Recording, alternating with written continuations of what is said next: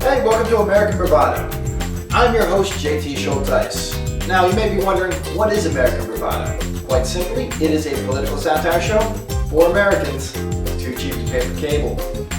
Now, we are going to be covering a lot of shenanigans in the upcoming weeks about issues foreign and domestic, and in particular, I want to be covering issues that you may not be familiar with. So, to jump into today's topic, I want to pick something that I don't think I've heard a lot about, and that is agreeable, that nobody has a strong opinion on either way. Let's face it, it's the first episode. I don't want to rub anyone the wrong way. So, without further ado, we'll start with the president.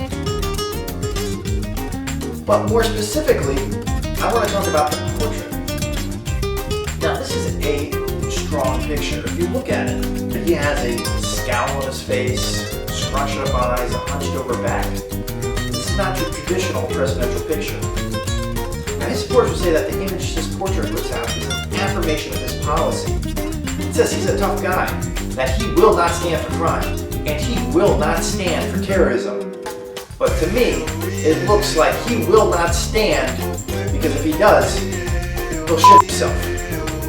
I think it's very strange that this is the picture he chose. This is the picture that will hang in the White House from now until the end of time, which could happen a lot sooner than we think.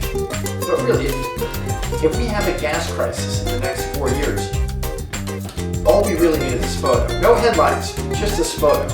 Critics of the president may say what I said, but also that the president's image of toughness only leads to further divisiveness in this country, and it furthers his agenda of bigotry and hate, and also that it will ruin America's image in the world.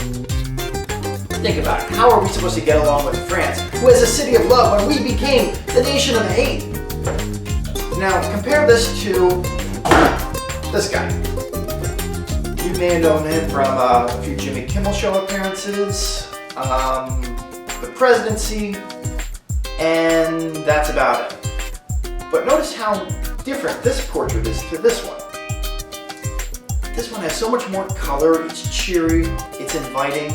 It looks less like a presidential portrait and more like a cover of Presidential Fitness, which you do have to check out the swimsuit edition as well. Look at the last couple presidential portraits in recent memory.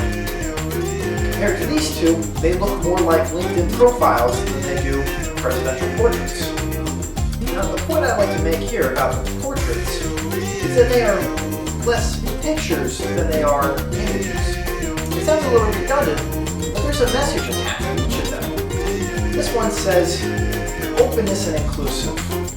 Well, this one says, get out of here, I'm serious about that gas crisis. It's happening as we speak. But when it comes to image, does their image affect America's image? Were we any kinder or nicer under this guy than we have become curmudgeony old bigots? I don't think so. And I don't think it matters who the president is. Are you going to change your wrong opinions just because the president thinks differently? There's not a chance on God's flat earth that will happen. Are we going to start watching soccer? Hold up, guys, I need to clear my schedule. The soccer game's on. Come on, give me a break. Are we going to stop telling foreigners to start speaking English in their own country? We have a phrase for that. No way, Jose. We ended up putting a guy on the moon.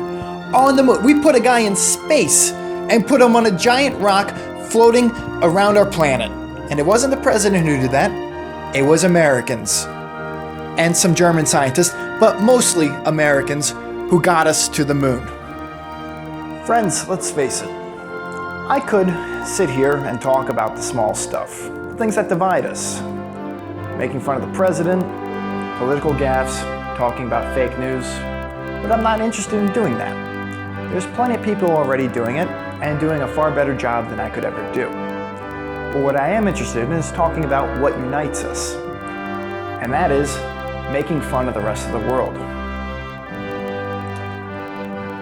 The fact is, America is the greatest country on the face of the earth. There's no questioning that. Do you think we're really calling up Guatemala in the middle of the night and asking them how to build better infrastructure? No, that's not happening. So, I will be here in the upcoming weeks talking about every country from Albania to Zimbabwe and how none of them can hold a candle to America. I'm JT Schulteis, and this is American Bravado.